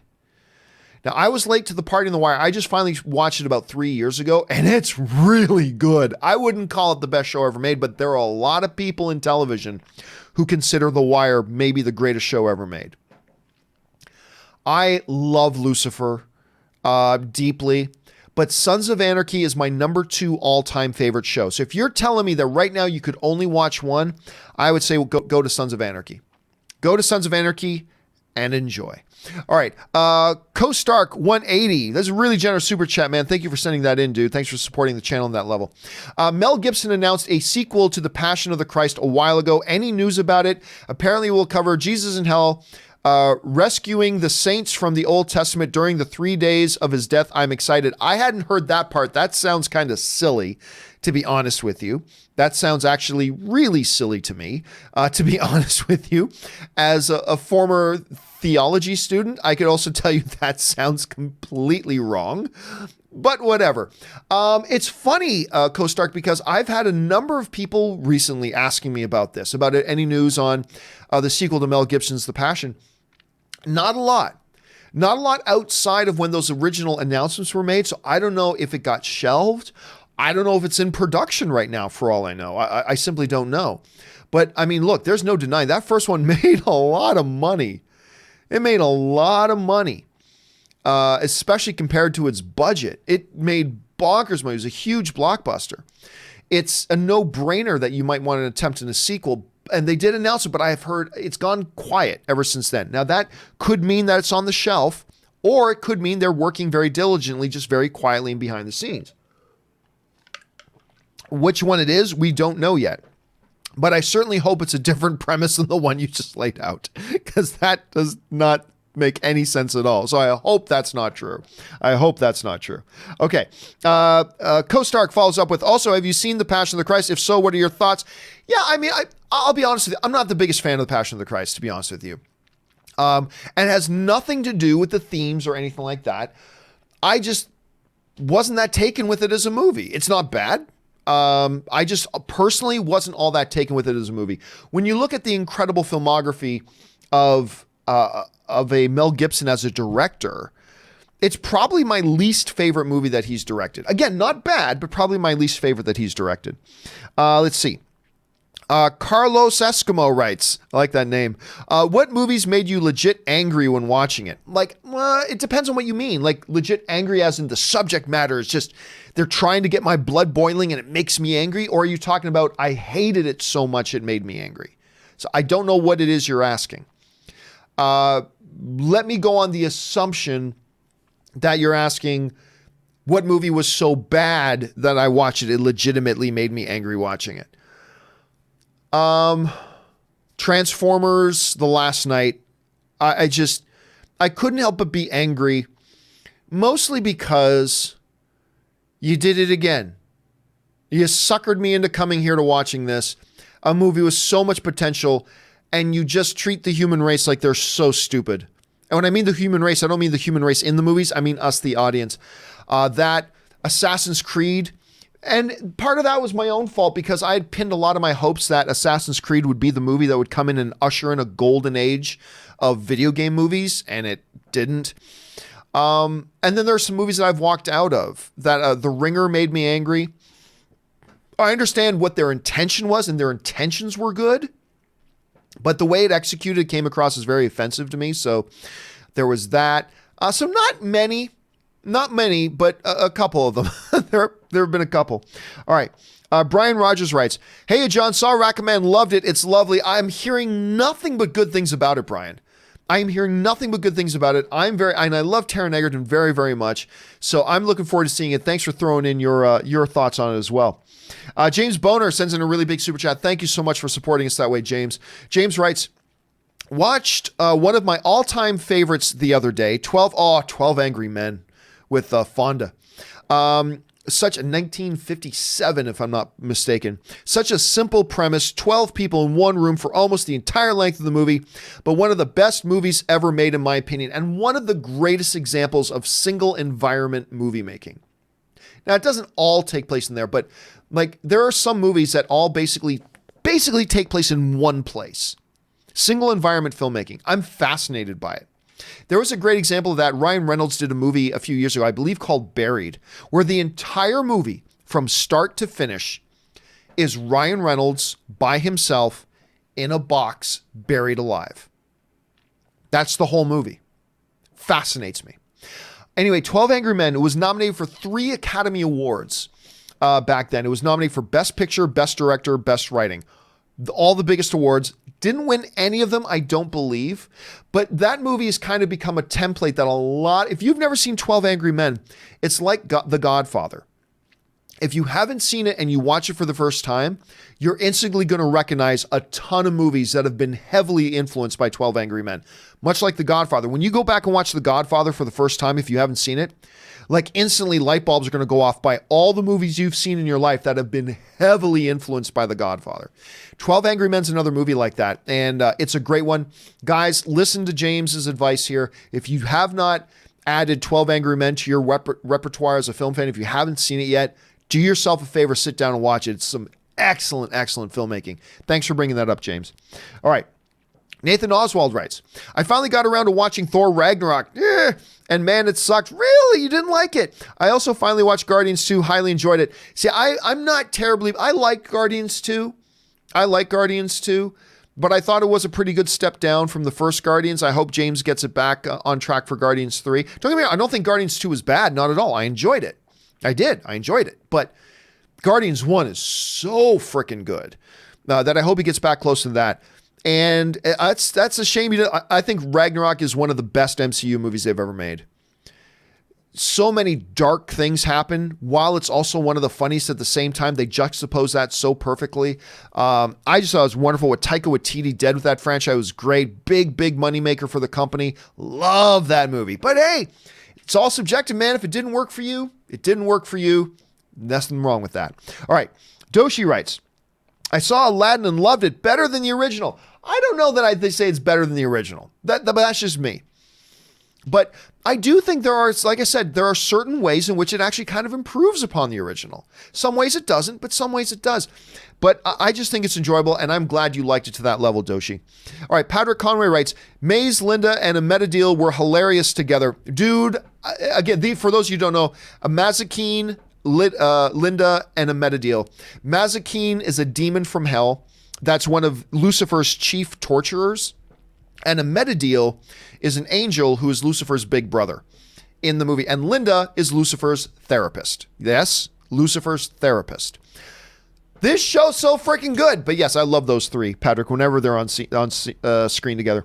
Andrew Naranjo writes, Hey, John, what's the best non-MCU movie? What's the best non-MCU movie that... What's the best non-MCU movie that an MC... Oh, you probably mean non. Okay. What's the best non-MCU movie that an MCU actor has been in during the MCU's movie run? Off the top of my head, I'm not sure. I'd probably go Rush with Daniel Bruhl and Chris Hemsworth. So 2 MCU actors. Rush is all kinds of fantastic. And it's funny because Niki Lauda, who is one of the real-life characters portrayed in the movie, just died this week, which is really sad. But yeah, Rush is fantastic. Snowpiercer's good. There have been a couple of other really good ones as well. But for my money, again, don't hold me to this because I'd have to think about it more. But off the top of my head, I'm going to go Rush with Chris Hemsworth and Daniel Bruhl, directed by Ron Howard. Fabulous movie. Love that film. If you want to see how good of an actor Chris Hemsworth really is, and Daniel Bruhl, go check that out. All right. Javier Riaz writes, wow, Booksmart has a 99% of Rotten Tomatoes. Are you interested in seeing it? I'll be honest with you. I haven't been all that interested. I have been interested because Olivia Wilde's directing it. I'm a little bit, just maybe a little bit in love with Olivia Wilde. Anyway, but I'll be quite frank with you. The trailers have not done it for me, really. They've been clever and kind of cute, but they haven't grabbed me by the throat or anything. But hey, there have been lots of movies that I didn't like the trailers to, and then I ended up loving the movie. So I've been hearing great things about it from CinemaCon and all the way. I've been hearing great things about it, but just the trailers never did it for me. This is one I think I'm going to have to check out. So thanks for bringing that up, Javier. All right, Doshi writes, LOL, got you, John. Will Smith was very good. Chemistry between the lead actors. Robin Williams could be proud. I give it a 7.5. But you said just that you didn't think it was better than the original? Okay. I don't know how you got me, but all right. Yes, it is. Will Smith was great in it. He's absolutely fabulous. And again, you're right. The chemistry between Mina Massoud and Will Smith was really good. And maybe even the backbone of the film, but Will Smith as Gene was great. 7.5 sounds like a good score. I put it between 7 and 8 myself, so as low as 7, maybe no. I'll go between 7 and 7.5. Although I try not to give numerical scores to movies, but I enjoyed this too. I really did. I'm glad you liked it. Shelley Belly writes, do you think Endgame will get a nice boost when Spider-Man comes out like Captain Marvel did? The timing is quite similar. Maybe help it pass Avatar. I don't think it's going to get much of a boost, to be honest with you. It doesn't seem to me the type of movie that feeds backwards that much. Captain Marvel is a standalone movie that can benefit. Endgame is the event movie, so I don't know that a standalone Spider-Man coming out is going to boost it that much. Like Ant-Man and the Wasp coming out didn't give a boost to Infinity War. And this is the exact same situation. Endgame's also a 3-hour movie. Endgame's also a movie everybody's already seen 3 or 4 or 5 times. Will there be an effect? Yes. I'm not expecting a significant one, though. All right. Chris Feldman writes, sorry my question on Disney remakes got you upset yesterday. Oh, man, questions never it didn't get me upset. It's just, I remember the one you were talking about how, if a remake isn't going to be better than the original, why do it? And it's like, and that's just an issue that's come up so much that I get kind of passionate about, but don't make a mistake. It didn't get me upset. It didn't get me upset at all. Anyway, guess I phrased it badly. Anyway, what did you think of Gus Van Sant's Psycho remake? Not much. Despite the fact that movie has a killer cast. Julianne Moore, Vince Vaughn, who's actually pretty good in the movie. Anne Heche, who I really like. By the way, I like her a lot too. There's a couple other. William H. Macy, I believe, is in that movie. It's got a really nice cast. They tried to be quite faithful to the original. Honestly, for me, didn't quite work. Didn't quite work for me, but it's not terrible. I don't think it's bad, but yeah, it didn't quite work for me on that level. Guy Volt writes, what's worse, X-Men 3, Wolverine Origins, or Apocalypse? X-Men Origins Wolverine is probably the worst. Apocalypse has got upside. X-Men 3 has some upside. Neither good movies. Neither are good. But I also don't believe neither are trash. I don't think X-Men Apocalypse is trash. I don't think X-Men 3 is trash. There's just too many redeeming qualities. So I'd have to go X-Men Origins Wolverine. Yeah, that's the one I would pick. All right, Andrew Naranjo writes, is it me or does Ashley look like Naomi Scott? Yeah, I'd see, you know what? I'd say there's a little bit in there. Hold a second.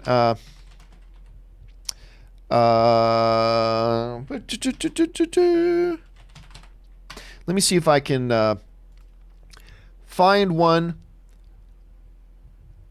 Yeah, you know what? I'm going to say yes. I'll bring up this one. Let me see. I'll bring up this one picture of Ash. And then I'll see if I can pull up one here of Naomi Scott. And you know what? Yeah. Actually, this one picture in particular of Naomi Scott, I think quite a bit has the kind. Let me see if there's another picture here of Ashley there's another picture I've seen of Ashley that's kind of more like that. But yeah, Dead Ringers, absolutely not. Similar?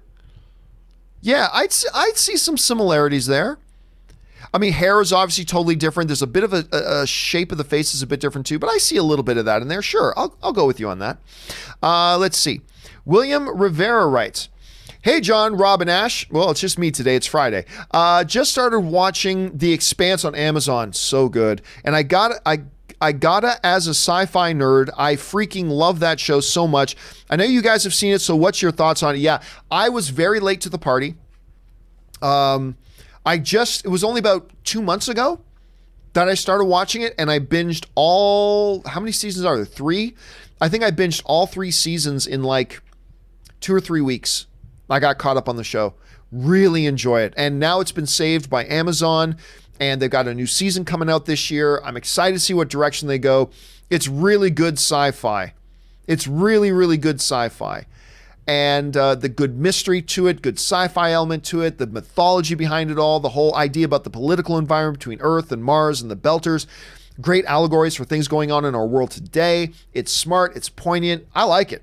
Great show. Not my top 2 or 3 favorites going right now, but really, really good show. And if you have not checked it out, I highly suggest you guys take William's recommendation and try The Expanse. It's really good. You can find all the seasons on Amazon Prime right now. Go check it out. It's very enjoyable.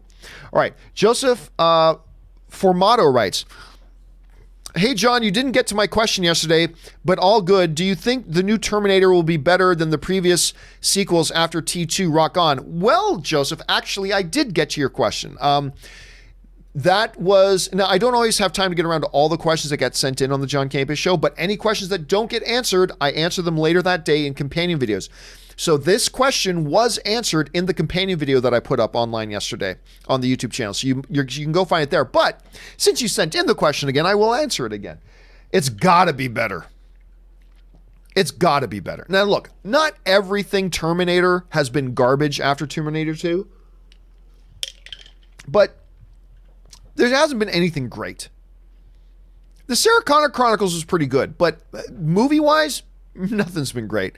I've got to believe this is going to be better than anything else that's come out post-Terminator 2. I got to believe that. If it doesn't, then it's in trouble. If it doesn't, then it's in trouble. So, fingers crossed.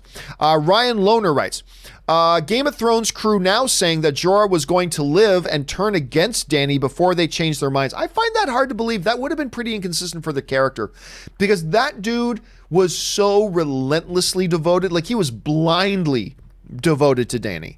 I don't think anything would have changed that the way they wrote that character. I mean, it was complete. Unlike Dany's turn, which they had built into her character since season 1. Like, they foreshadowed that since season 1. I've never seen anything in Jorah that tells me Dany could have done anything that would have turned him against her. Not a single thing have I ever seen in that show that suggests that. Dany turning evil, seen it since season 1. Jorah, I don't see. So I don't know that I buy that. The Real Droid writes, "If your thumbnail about an Old Republic trilogy is any type of a joke, I will strangle you, Mr. Campea. I will fly out there and get you." By the way, it's my first super chat. Well, good to have you here, Real Droid. Hey, look, I'm just telling you what's being reported. And there's a possibility it's not true. But it is a rather specific thing about not only like timeline and material, but also who's writing it and all that kind of stuff. So, I mean, it very well could be true, but there's a possibility it's not. Again, I'm just telling you what's being reported and giving you my opinion on it. So we will have to wait and see. Fingers crossed it's real, though. All right, Johnny5 writes, "Don't care for the Star Wars Finn on horseback thingy-do image. Looks like Avatar, thumbs down." It's a picture. It's a still image that you don't know anything about its context whatsoever, and you're thumbing it down? All right, I guess. I have no idea. Like, I'm not going to get tremendously excited about it either. It's just an out of context photo. Who knows what's going on? That might be the greatest thing ever. I wouldn't get too down nor too up about a still image. Like, then there's some still images that reveal something. Luke Skywalker staying there with R2. Kylo and Rey engaging in a lightsaber battle. Okay, there's context to that. Poe standing on the bridge of something. I'm not going to get excited or turned off by that. Finn sitting on a horse. What's there to get turned on or turned off by? I don't get it, but okay, that's the way you felt about it. No big deal. David Bruce writes, "Do you think Kennedy and the Star Wars team understand that Solo bombed because The Last Jedi boycotted and not because of Star Wars fatigue?" Well, that's BS. And I'll tell you why that's BS. That's nonsense. It's a myth. That's a myth. They won't understand that because it's simply not true. That's something made up that people are trying to convince themselves of is true, but it's not. I said, and a lot of people said from day one that they announced a Solo movie, that nobody's asked for this. Nobody's asked for a Solo movie. Why are you doing it? No one's asked for this. Nobody wants a Han Solo movie without Harrison Ford when we just had Harrison Ford. Now, then what some people are going to go to try to make up some excuse in their head. But John, look at the size of the box office drop from Star Wars Episode 8 to Solo, right? Okay. That's your base. So it went from 1.3 billion to 400 million. Well, Solo isn't Star Wars Episode X. But if you're going to use that same, if you're going to try to use that logic, then okay, how about this? Avengers Infinity War made $2 billion. Ant-Man and the Wasp came out and made $600 million. That's a drop of $1.4 billion. I'm just giving you facts. These are just facts. You twist the facts however you want to twist them to make whatever narrative you want to make out of them. But I'm just giving you the facts. All right? Was there massive Avengers Infinity War backlash? Was there some kind of boycott because of Avengers Infinity War that led to a $1.3 billion drop off from Avengers Infinity War to Ant-Man and the Wasp? Was there? No? So there was some other explanation why there was a drop off from Avengers Infinity War to an Ant-Man movie? There's some other explanation? Really? Well, then I got news for you. If a $1.4 billion drop off between Avengers Infinity War to an Ant-Man movie is explained by something other than Backlash and Boycott, then newsflash, a $900 million drop-off from a Star Wars episodic movie to a prequel standalone film that nobody asked for and wanted. If there's other explanations for the one, then it applies to the other. Sorry to bust your bubble, but that's such a myth. Remember, everybody, it was these same people saying, we're boycotting Captain Marvel. Look at all the outrage online, and we're boycotting it, and blah, blah, blah. Made $1 billion. Made $1 billion. Again, I'm just presenting facts. These are the facts. You take the facts, you twist them up, you try to spin them any way you want to spin them, that's fine. I'm just giving you the facts. All right? Infinity War took a $1.4 billion drop going from it into Ant-Man and the Wasp. Star Wars Episode 8 took a $900 million dip, much smaller dip from that to Solo. Again, major thing in your major storytelling element movie down to a solid or a singular standalone sort of thing. One dropped 1.3 to 1.4 billion.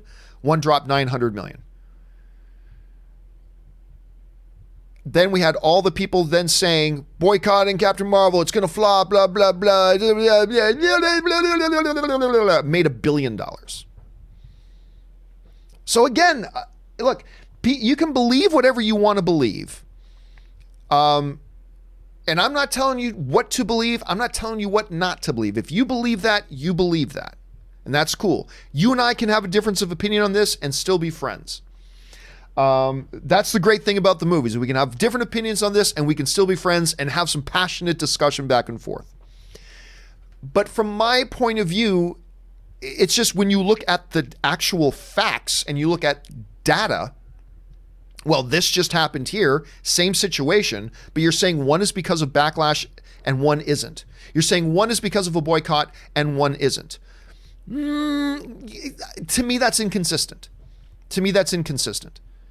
Now, if you can point to me, and I've already gone on this too long, I know, but if you can point to me that there was some kind of massive backlash against Avengers Infinity War that led to a boycott of anything Avengers related, and Ant-Man was its target, and that's why Ant-Man dropped $1.3 billion from Avengers Infinity War, then you've got a case to make in the Star Wars scenario. If not, then you're going to have to open up your mind to the fact that there may be other alternatives, alternative realities to the one that you're holding on to on that. That's all I'm saying. Again, it's a good debate to have, but I'm just saying the numbers kind of suggest one picture. You're kind of suggesting another one. And I don't think the two are consistent, but that's just my point of view. Yours could be different and we can still be friends. All right. Let's see here. Ryan Lohner writes, there's a new Magnum PI now, so let's bring things full circle and make him Indiana Jones. Well, that doesn't make any sense. It's some mediocre viewed television series has one guy. That's why people are saying like, oh, get this kid who played Han Solo, get him to play Indiana Jones. I've never kind of understood that mentality at all, so I don't buy into that myself personally. A Plus Opinions writes, why do studios promote producers for film? Why do studios promote producers for film? I get it's becomes. Why do studios promote producers for film? I get it. It's becomes of the big name attached, but isn't that deceptive to the general public who then have an expectation for what the film should be? Well, no, I don't think it's deceptive. I mean, if they're very, very clear that, look, if you're telling this, look, let's put it this way. If what is a little bit deceptive is, let's say you get a famous director like a Steven Spielberg, and he's going to produce a movie. If you just say, a new film from Steven Spielberg, that might be a little bit deceptive. Because you are purposefully trying to create the impression that Steven Spielberg's directing this film. But if you are clear and say, from producer Steven Spielberg, well, then you're being completely above board. Then you're being completely transparent. You're being completely above board. It's from producer Steven Spielberg. And by the way, producers do have a big influence on a film, not once it starts shooting, but in getting the film together, deciding what they want their movie to be, getting the right director on board who will fulfill that vision, blah, blah, blah. Producers are very influential, make no mistake about it. But I think as long as when you're promoting it, hey, the guy who produced the Best Picture Academy Award-winning film from a couple of years ago, he's producing this film as well. I think that's worth mentioning. As long as you present it in a totally transparent way. If you're totally upfront and transparent, and you make it clear that Steven Spielberg is not directing this movie, and you make it clear that James Cameron is not directing this movie, as long as you make that clear and evident, then I think it's perfectly fine. But you're not wrong, A+. I mean, there can be a fine line there, and I think sometimes in some marketing campaigns in some movies, I think some studios have kind of taken some liberties with that. Let's just say maybe they've taken some liberties with that. So you could be onto something there. Anyway, David Tapia writes, do you know your Comic-Con plans? Any fan meetup? Actually, it's funny you mentioned that. Comic-Con is coming up. Just yesterday, got my email from Comic-Con asking me to do my panel. So I've been approved apparently to do a panel again. I mean, I shouldn't be surprised, I guess. I do the Masters of the Web panel every year, but you got to submit. You got to let Comic-Con know you're interested in doing a panel, and then they got to select who they allow to have panels, because not everybody can have a panel. So it wasn't until yesterday that I knew officially that I've been given a panel this year. So I'm not 100% sure what my plans are. I'm going to be there. I know that. I will do a fan meet and greet this year. I didn't do one last year. I think I will do one this year. Even if it's just me and you. It's just me and like one other person.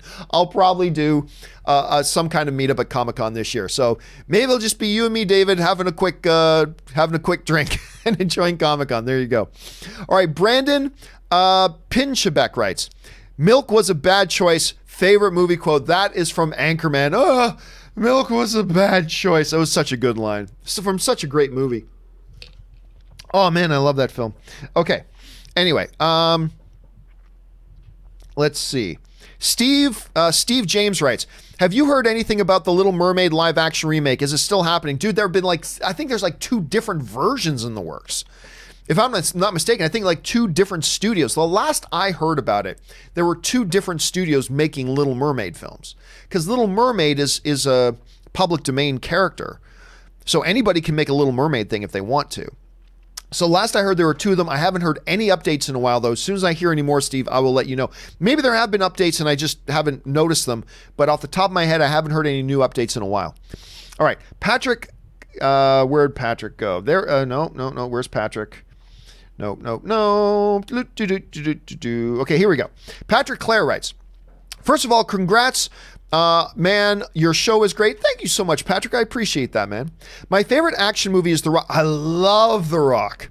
The Rock with Nicolas Cage. Do you think it's the same level as True Lies?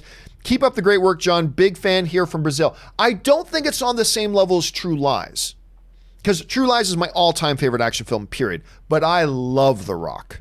That movie is fabulous. Sean Connery and him, still the greatest line, "Your best. Losers whine about their best, while winners go home and fuck the prom queen." I mean, just that line, completely inappropriate line, by the way, but coming out of the mouth of Sean Connery, who had just been in prison for a number, it's one of the funniest lines ever. I laugh myself sick whenever I hear it. Let's see. Ryan Lohner writes, "One big improvement for Aladdin. You can't picture Ant-Man saying about Jafar, but he looks evil." Yeah, there you go. But you can just tell he looks evil. And I did like that about Jafar in this movie. I like that they made that a little bit more subtle. I didn't want them to make the movie, like in the animated movie, and it's fine for the animated movie. I didn't want him to, clearly that's the bad guy. That guy just oozes evil just by looking at him, right? They made that a bit more subtle in this movie, and I appreciated that myself. Again, there's a lot of people who like this movie that don't like the way they did Jafar. I kind of did, so I guess I'm in the minority on that. Giuliano Molina just sends in a super chat. Thank you, Giuliano. Mr. L writes, "Really want to see HK-47 in the live action Star Wars. We'll see." I've heard rumors. That's all I'm going to say. And you've probably seen them as well. There have been rumors that have gone around about that. Let's see if anything actually transpires. Light Runner 87. "I know we're running late, guys, but I'm going to see if I can get through all the rest of the questions here. So I'm going to start picking up the pace. I'm going to see if I can not leave any questions to a companion video today. So I'm going to try to go through a little bit quicker so nobody has to wait for a companion video today. Light Runner 87 writes, "I loved Aladdin. I liked it more than Brightburn." Well, I wanted to see Brightburn, but I'll tell you what, pleasantly surprised. You know my expectations weren't high. You know my expectations were not high for Aladdin. I gotta say it exceeded my expectations. Again, not gonna be a top 15 movie of the year or anything like that, but nice, entertaining, enjoyable little film that added a little bit to the mythology. I enjoyed it, especially Will Smith. McKinley Woodson writes, "Do you consider Shazam a flop or a disappointment? What did the box office need to be considered successful? Thanks for all you do. Enjoy the weekend." Any movie that makes money is successful. Let's just be clear on that. Any movie that makes money is a success. Shazam made money. Shazam was made for under $100 million, made over $360 million. They spent about $40 million on the marketing of this movie. So about made 360. Okay, this isn't specific. This isn't scientifically accurate. This is just a general rule of thumb. Okay, the movie made $360 million. You minus roughly 1/3, okay, for the cut that the theaters keep. So now you're talking about it making $240 million. All right, because you take that total box office 360 minus roughly 1/3, you're left with about $240 million. You take the production budget of $100 million, add $40 million for marketing. Now you're talking about a movie that costs them about $140 million. Now some movies like Avengers Endgame spent $200 million. I believe I heard the marketing on Shazam was somewhere between 40 and 50. Let's go high. Let's say 50. So now you're talking about a movie that cost them marketing and production $150 million. And you're talking about a movie that brought in, after the theaters kept their take, around $240. That's $90 million of profit. Now again, that's not specifically accurate. That's just a general ballpark. Anytime a movie makes money, you are disqualified from ever calling it a flop. The moment you might be able to say it didn't live up to expectations, you might be fair to say disappointment, but you can never, ever, ever use the word flop if a movie made money. If you covered all your expenses and walked away with profit, that's a good day. So Shazam was nowhere near a flop. I also don't know that it was much of a disappointment. Look, I'll say it should have made more money because of how good it is. This movie's great. I love Shazam. It deserved to make more. But going into it, hey, this character that since the 1950s, not a lot of people even know who this character is. They have no idea what it's about. They were clearly aiming it a little bit younger with its marketing, and I thought the marketing was great. And I think the movie's fabulous. But hey, it came out, made profit, got big critic scores and big audience scores. I think Warner Brothers has to look at Shazam as nothing but a win. It's a big win. Could it have done more? Well, because of how good the movie is, I guess it could have, and I kind of hoped it would have. But seriously, if you had told them you're going to put this Shazam movie, which is a total roll of the dice, and you're going to make like $90 million in profit for it, the critics are going to love it, and the audiences are going to love it, and it's going to build you momentum moving into your DC universe moving forward. Warner Brothers would have taken that in a heartbeat. So, flop? Absolutely not. Disappointment? Depends on your point of view on that. But is it successful? It's absolutely successful. It has done a lot of work to rehabilitate the image of the DCEU with big critic reviews, big fan reviews. It made them profit. I don't think there's any other way to look at Shazam but it being a success.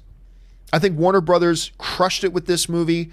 It deserved to make more than it did, but hey, at least it made money. So yeah, I consider it a success. All right.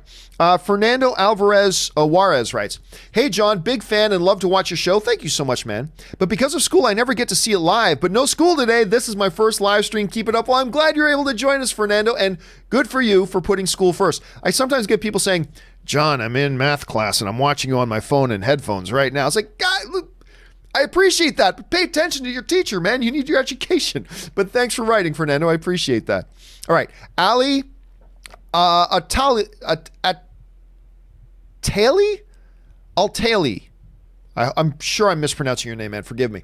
I saw Endgame 5. You probably meant 5 times? Yeah.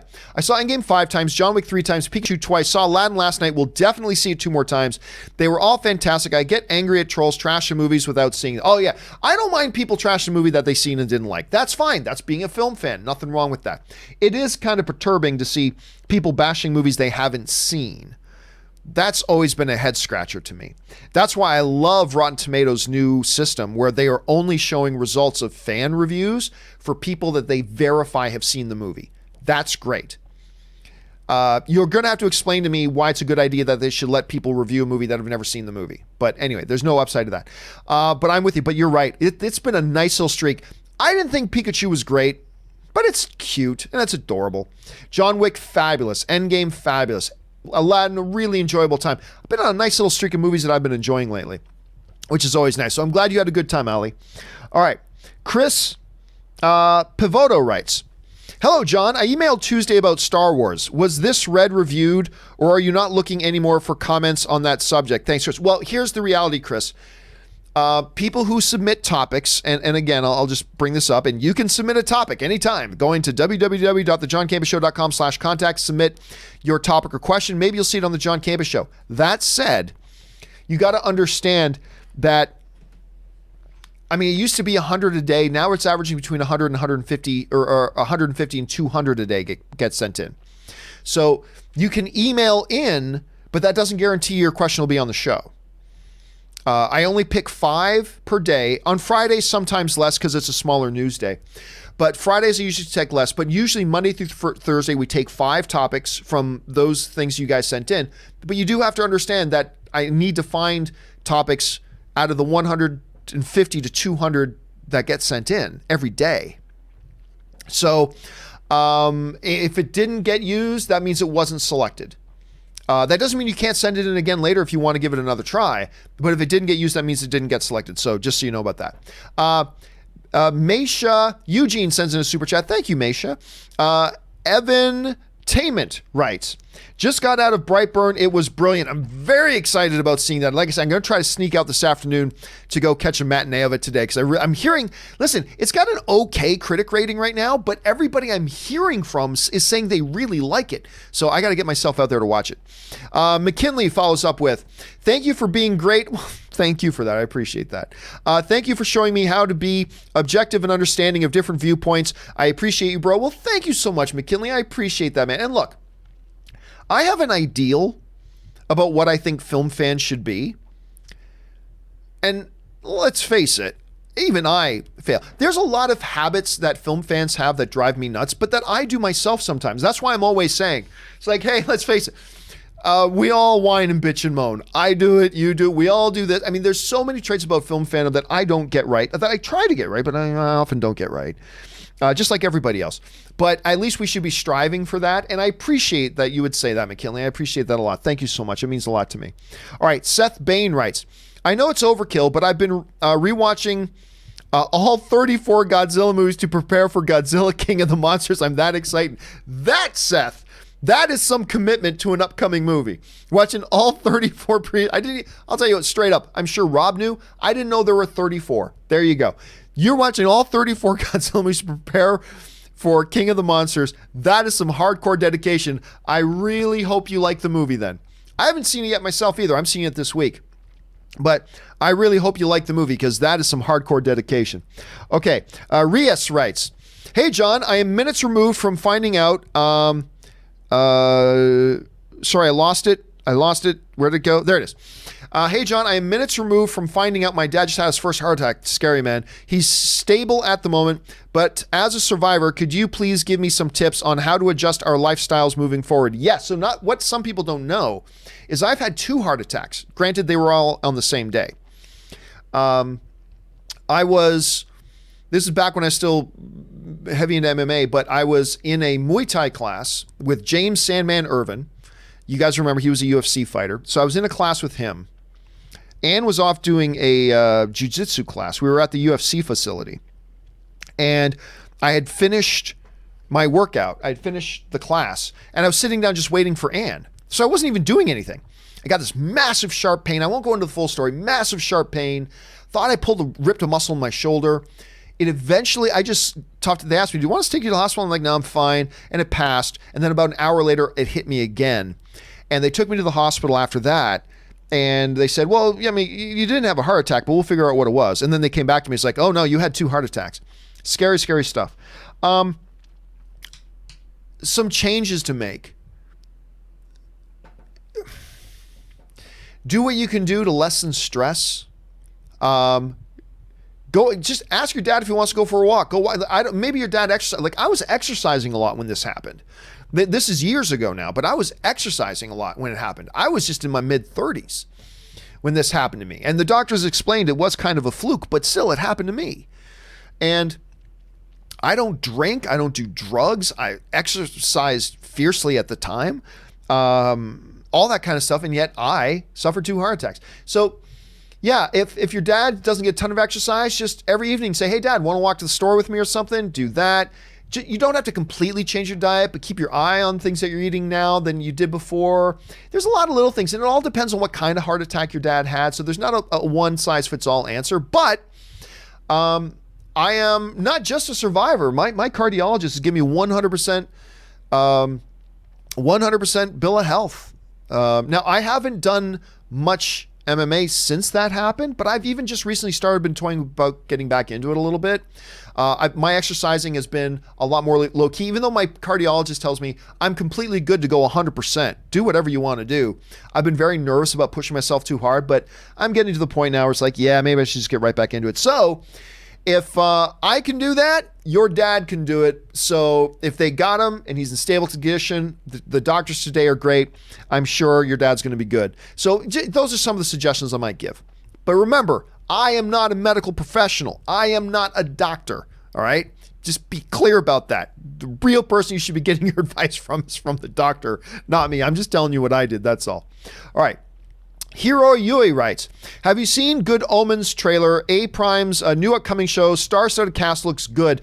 Yes, I have, and it does look intriguing. So I'm that one's on my list. I gotta check that one out when it comes out here. Roman Bryant writes, "What state is Gotham in?" I have no idea what we're talking about, Brian. Are we talking about in Matt Reeves's thing? Are we talking about in Birds of Prey? Are we talking about the Gotham TV series? Are we talking about something in the comic books? You got to be a little bit more specific, man, because I'm not quite sure what we're talking about.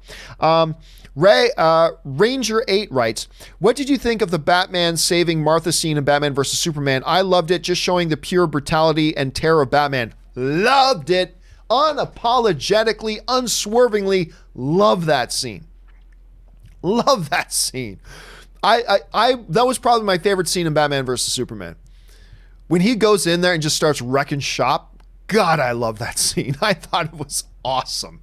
It was probably, without much doubt, my favorite scene of the movie. I just love it, man. I could watch that all day. Film Fan Rant writes, "John, have you seen Johnny Depp's The Professor?" I have not, but I've watched the trailers for it. It actually looks kind of intriguing. Like Johnny Depp actually doing some acting again. That looks intriguing to me. I do want to check it out. Then he follows up, my favorite parts about the John Campea Show is when we disagree. That's always the best part about any fan discussion. Again, let me say it again. My job is not to say things that you agree with. My job is not even to convince you to agree with me. My job is to give my opinion on things that help you sharpen your understanding about why you agree or why you disagree with me. And it's always more fun when we disagree. Some people think when you start disagreeing with each other, say, no, I disagree, and get a little passionate. That means you're arguing. Nah, man, it means we're being film fans. That's when it's fun. I love my discussions, like off camera when we're going to lunch or whatever. I love talking movies with Rob when we agree on things, but I really love my discussions with Rob when we disagree. That's more fun. It's more fun. As long as you respect each other and say, look, I think you're crazy for that, but I mean, hey, that's, it can be a lot of fun, and that's my favorite part of it. Anyway, Brandon Blake writes, Sam and Dean versus John Wick and Dominic Toretto. Oh, that's easy. John Wick and Dominic Toretto. I love the boys, but they're going to lose to those guys pretty quick. Let's see, where are we at here? Almost done here for the day. Outer Heaven Armory writes, it appears John Connor got killed by Terminator. Well, no, I mean, look, just because he's been a character in the other movies doesn't have to mean he has to be a main character in all the movies. And by the way, they might have a lot. We just saw one teaser trailer, for heaven's sakes. We just saw one teaser trailer. Let's see what happens when we get more. I wouldn't get too ahead of myself there. Santez Henderson writes, Taika is directing Akira 2021 release. Thoughts? Well, we'll see. That's all I'm going to say for now is we'll see. Ray1 writes, remove the hood and the Emperor is Regan McNeil from The Exorcist. Bad skin, yellow eyes, groggy voice and all. Nice homage by Lucas. By the way, do we know that's what he was going for?